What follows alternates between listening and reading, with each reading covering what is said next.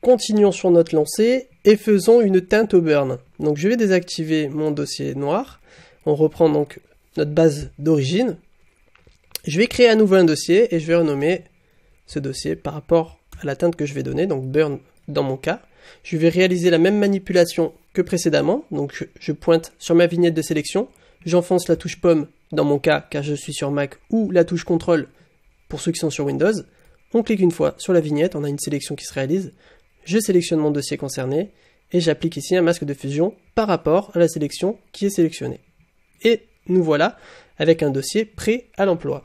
Donc évidemment il n'y a rien du tout et on va y placer nous un nouvel effet. Donc je prends mes calques de réglage et je vais aller chercher ici la balance des couleurs. Donc je clique une fois, puisque j'avais sélectionné précédemment mon dossier, automatiquement lors de l'ajout de mon nouveau calque, il va s'ajouter dans le dossier. Donc puisqu'il est dans le dossier, je vais pouvoir régler ici dans cette nouvelle fenêtre. On a à nouveau 3 jauges, donc 3 jauges qui vont pouvoir varier. Donc là on est sur les tons moyens. Donc comme on en parlait tout à l'heure avec les niveaux, on a ton foncé, ton moyen, ton clair. Donc moi je vais rester sur les tons moyens et je vais pouvoir choisir de piper d'une couleur à une autre. Donc ce sont les couleurs opposées comme on peut le remarquer. Et moi je vais passer ici, je vais demander de passer un peu au magenta.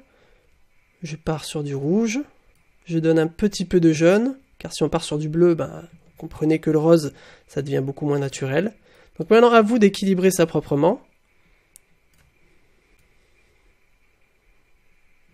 Voilà. Donc ça reste très clair, en tout cas ce que je pense. Donc évidemment libre à vous de configurer. Moi je vais à nouveau placer un calque de réglage de courbe et je vais contraster un petit peu mon ensemble. Et là on va se retrouver avec une teinte bien burn. Hein. Donc à mon avis je peux prendre ma balance de couleurs et baisser un petit peu l'opacité. L'opacité 75, je pense que ça sera pas trop mal.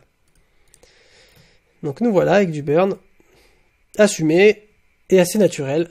C'était pas compliqué, donc dans le même élan, je pense qu'on va tout de suite enchaîner sur le blanc.